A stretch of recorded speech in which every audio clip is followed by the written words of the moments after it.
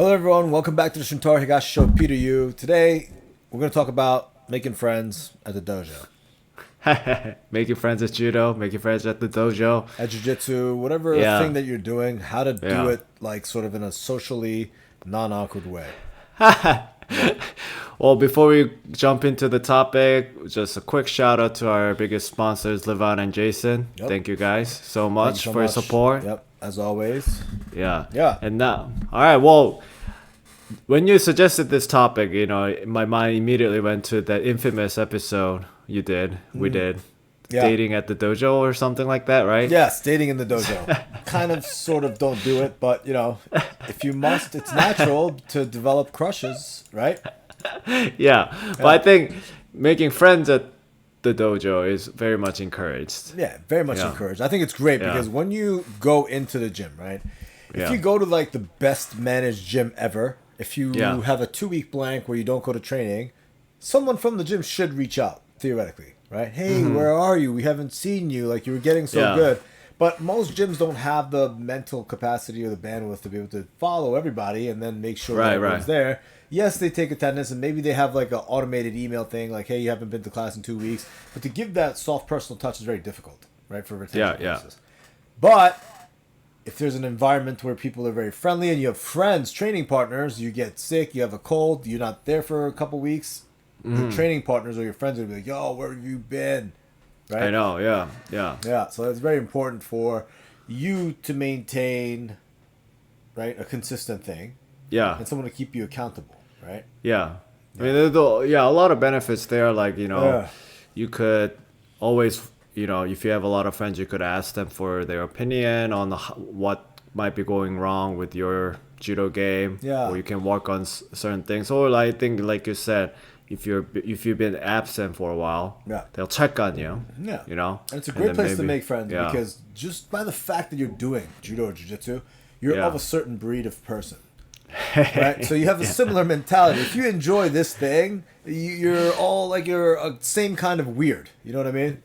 Where'd you from all those golfers? Yeah, you guys. They're different. That's like Peter's world with Prince and all this stuff. I can say that because my wife and I have started playing a lot of golf together. Just so you know, I'm a big golf. But anyway, so I think so that was, the benefits are innumerable. But let's kind of go back to the beginning. If you are a complete beginner, so for example, I think it for me as an experienced judoka or grappler, it's pretty easy for me to just kind of go into a different dojo, like a completely new dojo, and then make friends because I speak the lingo, I can roll, yada yada. And you're connected at the top too, like do you like, know Shintaro? Exactly. Like, usually they do. You know somebody that's a black belt that knows somebody at that gym who's a black belt. So it's much easier if you have somebody in common. Right. For example, when I went to assembly in Michigan, I was connected with the owner, Dave Garmo, through you. And so it was very easy for me to get to know a lot of people there. It's very easy. But as a beginner, just walking into the dojo, I will say it's pretty overwhelming or intimidating almost because a lot of people seem to know each other. And then they're like pretty rough with each other physically, right? For sure. So they get competitive, but with any forced repeated interaction, right? That's why it's so much easier to make friends in high school, or college, right? Because you're in the same place geographically, you're going to the same place over and over. So no matter what, like, hey man, can I borrow a pencil or whatever it is? These like repeated things that you kind of interact and give and take and stuff like that. You're naturally gonna, start making friends that way, right? And it's kind of the same in the dojo, but you got to kind of keep your ego to the side and kind of be humble a little bit, because no one wants to be friends with the guy who's an asshole. You know what I mean? So you got to be kind, friendly, all those things, I think, initially. These are like all normal human things, but a lot of grapplers don't kind of have it together. They're just like super socially awkward. They're trying to like take your head off, and they're like, I wonder why this guy doesn't want to, be friends with me. It's like, dude, you were just cranking on a freaking neck crank. For 45 seconds, like, why would you do that? So being a good training partner, we've been preaching about this throughout the whole podcast history, but that's all given. Given. Don't be patronizing, even if you're, and don't be an asshole about cranking the neck or whatever. Yeah, and I think like giving compliments is a big one.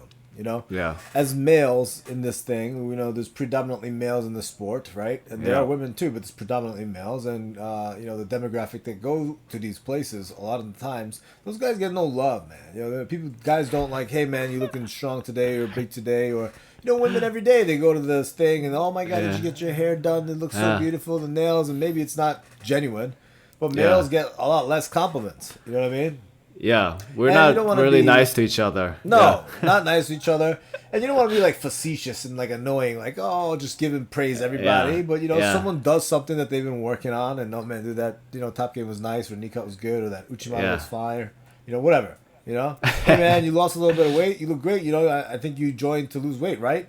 Having a conversation like that and, not being stingy with compliments. And then when you receive compliments as a male, you just say thank you and accept it, And that kind of makes you cool. And now all of a sudden you're developing this camaraderie when you're going into the gym, Yeah. It's the best. And I think all these things, socially accepted, norms and whatever are given. But I think the key point here is consistency, I think. Yeah. Like you said, FaceTime, you have to show up. Then people will, with repeated interaction, like you said, people will just get to know you better. Yes, just by showing up. Yeah. And you don't want to be the weirdo that's like, hey, let's go out to lunch right away. No, don't do that. Don't do that. Hey, can I get your phone number? Don't do that right off the bat. You got to ease into that, especially if you're like a bunch of dudes grappling, dude. That's too much. Too close quarters, too intimate. He's always making comments about how like in shape I am. It's a little bit too weird. You know what I mean?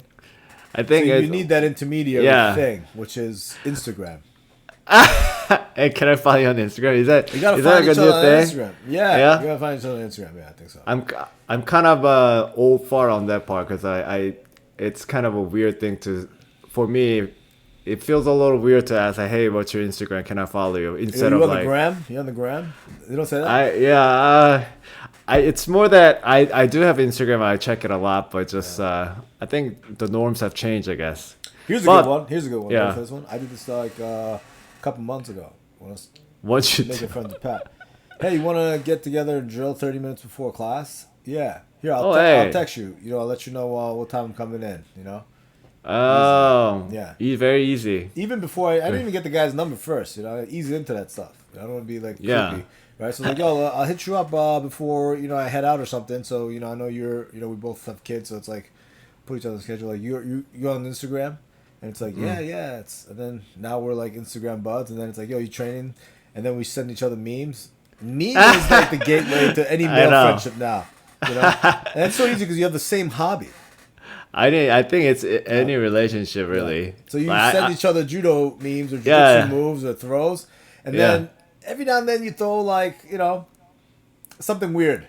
To test the water. To test the waters. Yeah.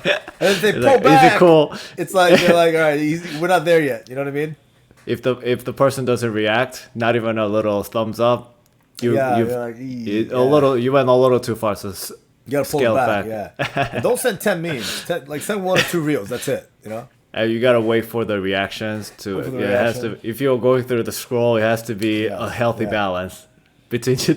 Yeah, it's gotta be. Send the meme or reel, they respond, and then they send something back, and then it's like this back and forth conversation. Are we? I have a feeling that we're just kind of going back to the dating episode. It's all like dating. I mean, dating dudes. Well, that are grapplers in a heterosexual setting, maybe. Maybe you're gay. I don't know. It doesn't matter. Equal opportunity podcast, right, Peter? Yeah, that's right.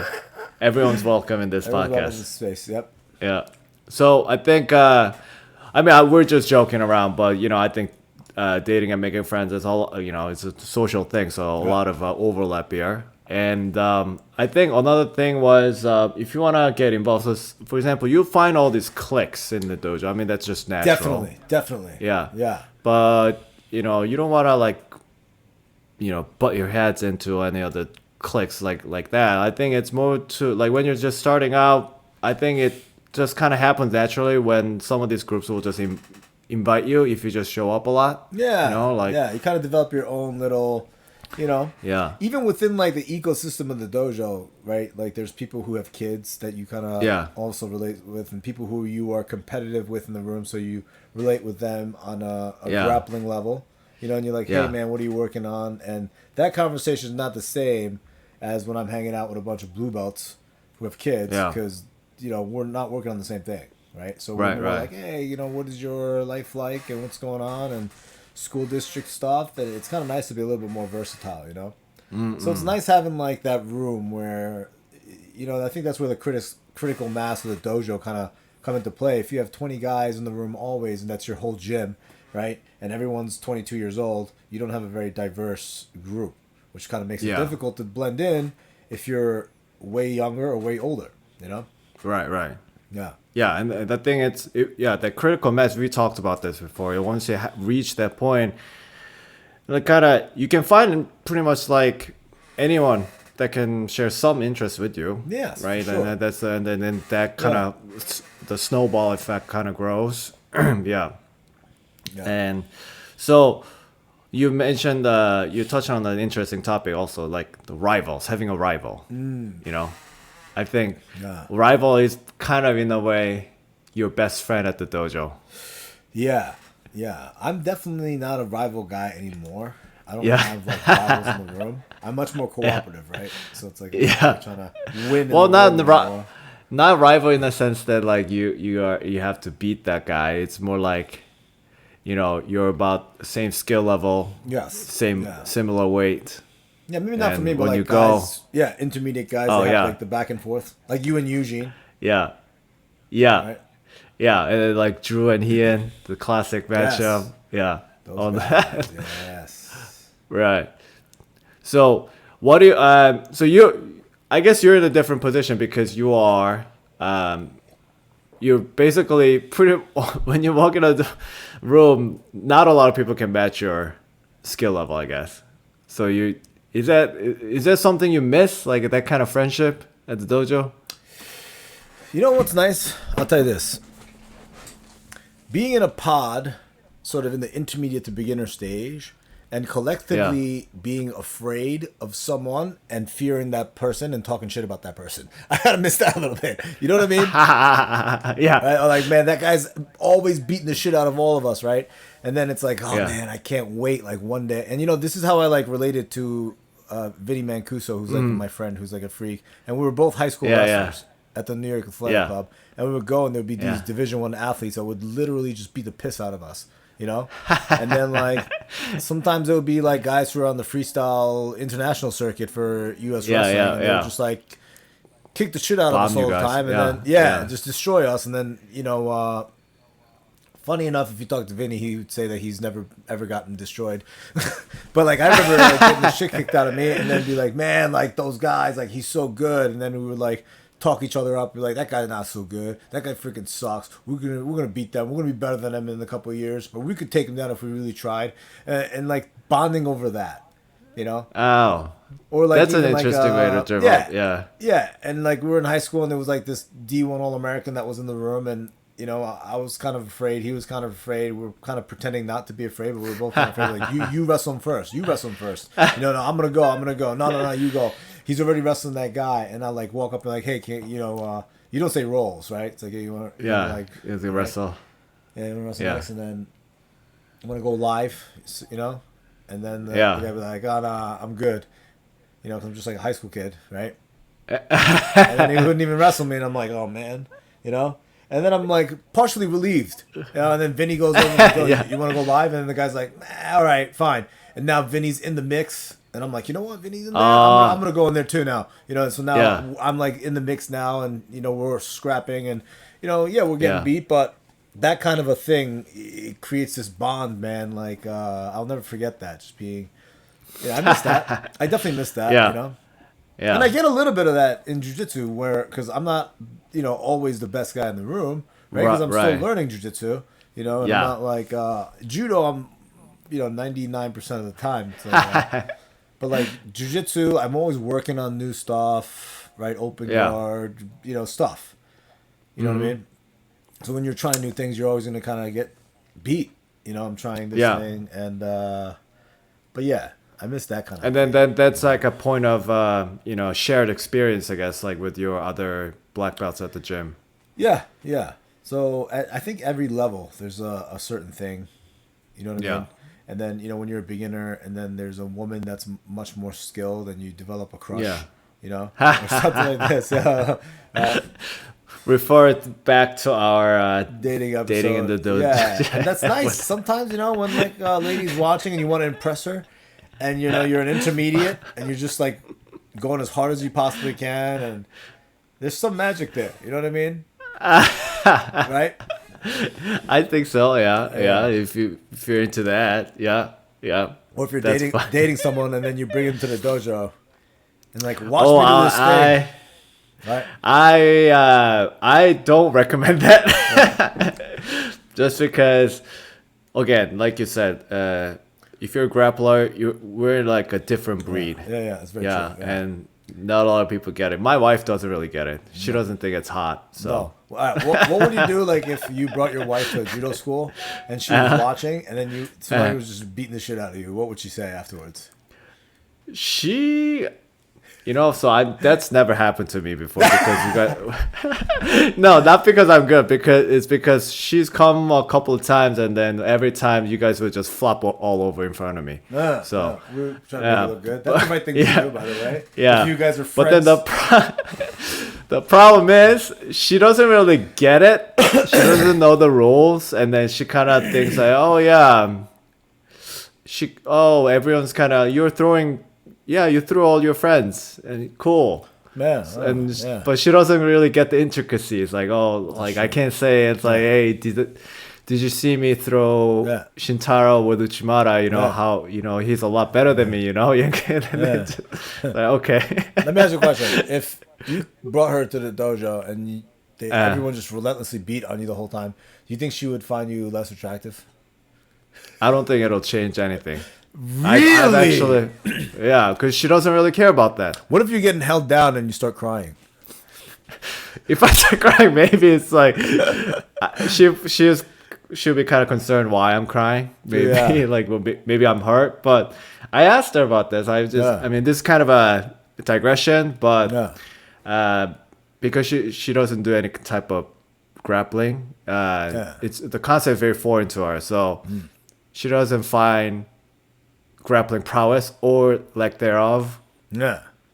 It's like she's indifferent about it. So you know what happened? If I was like if I was a woman, that's a weird thing to say, but if I was a woman and I was dating someone and I went to the dojo and then they were playing open guard stuff from bottom, I would immediately be like, why was this man on top of you the whole time? And that's so unattractive. Like I can't be with you anymore. It's probably what I would do.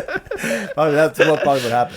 Yeah. Is that I mean, it is a weird position. You can, if you think about it that way. Yeah. People only see top and bottom. That's it. And then people think, person on top's winning always. Yeah. Even if you get triangled, it's like that guy was like pushing you onto the floor, huh? Oh yeah. A lot of people. That's a foreign concept. I guess you could beat someone from the ground. Yeah. But anyway, back to why are you attached onto his arm? I was like, honey, I was extending his arm. I could have broken it, but I didn't. It's like it looked like you were clinging onto his arm for dear life, and he was holding you onto the ground. Like it was really unattractive. Yeah. Well, that's another thing. I mean, going back to the friendship thing, like if you do this together, you have this shared experience. You know what it feels like to be like to the point where at the brink of your arm being broken. It's very true. Very true. Or getting bombed.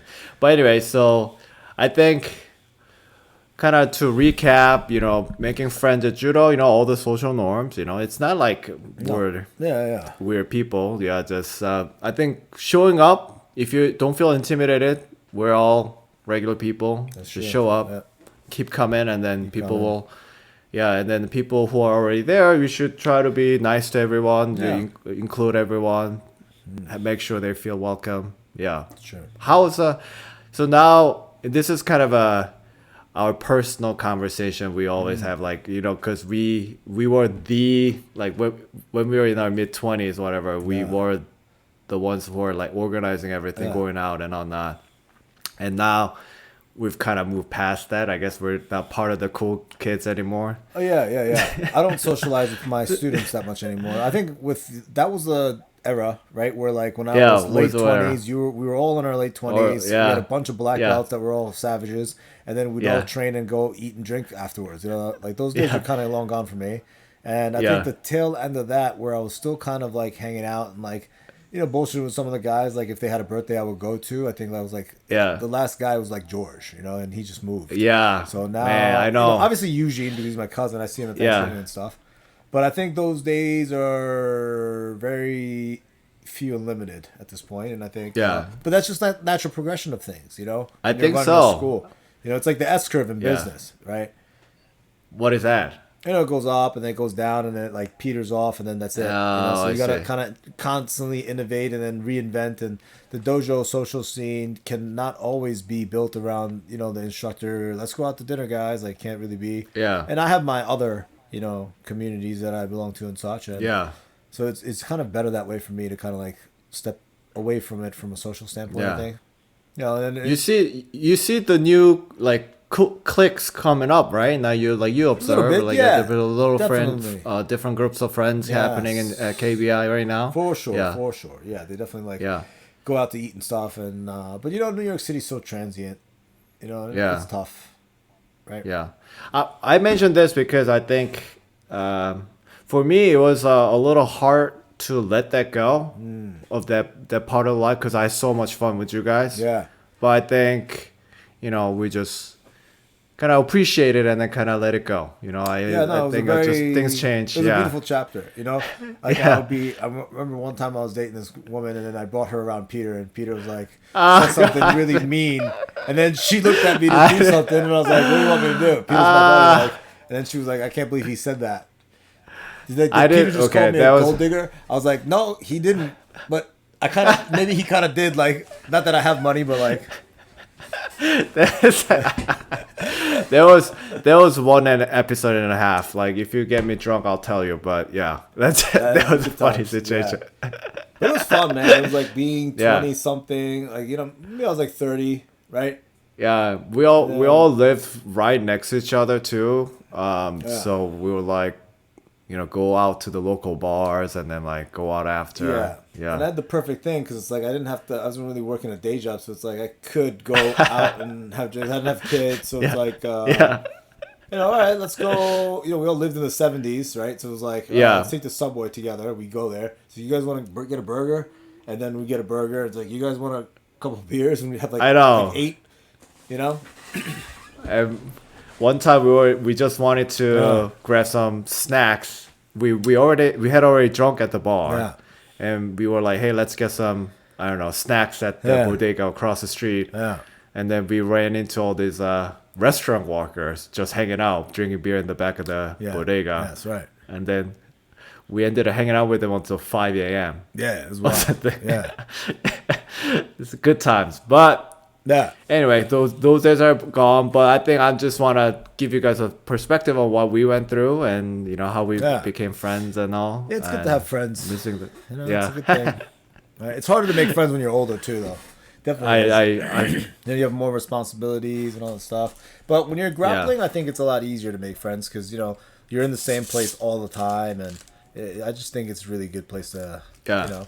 And I think a lot of times it's this close contact activities kind of break down all the social masks people may put on. Yeah, for sure. I think it's like a more kind of levels of playing field. And sure. I've always like they're like, you know, higher ups in the like banks in New York, you know, at your dojo and all like high like lawyers and whatnot. But they all like once we were on the mat, it's just.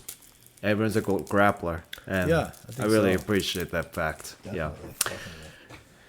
All right. Yeah. Well, anything else we missed about making friends at judo? I feel like this was a very weird episode. Why? I didn't think so. It has nothing to do with technical judo at all. It's just like making friends. How to make friends 101.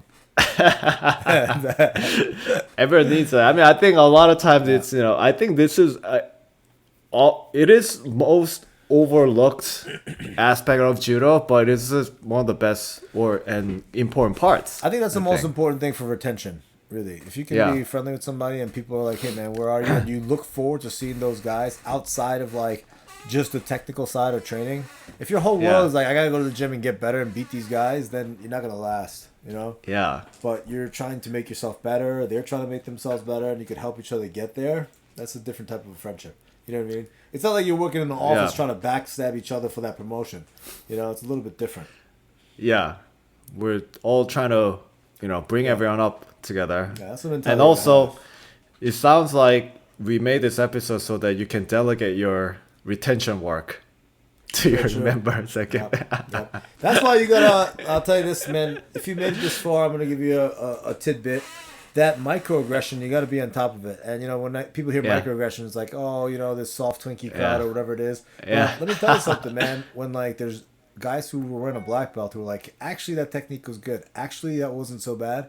It's like they're literally saying or, you know, implying, like, I didn't expect anything good out of you. You kind of suck. Yeah. So the way people talk to each other, right, and not putting each other down. You know what I mean? Is a big thing that you can kind of manage that culture in your community. And when you could do that, it makes it a much easier place for people to make friends safely. And then when they make friends with each other in a positive way, in a non-toxic way, then the dojo is going to grow on itself, you know? So it's a really big piece of it, right? Because we're so close, because there's so much ego and stuff already kind of, and aggression and testosterone, all these different things are already there. You know what I mean? You got to really watch out for this kind of stuff. Yeah, and these friends and hobbyists are the bedrock of the dojo, and then they are gonna, you know, help your serious competitors compete later, and, you know, like go out to the world, whatever. You need these people. Absolutely. You know, we need to help support them so that they can support you, like, so that everyone benefits. Yes. Cool. For sure. Yeah. All right, well, I think that's about it. Yep. I think it was a great episode. Oh, thank you. Yeah, I don't think it was weird at all. So positive. Yeah, Love it. I know.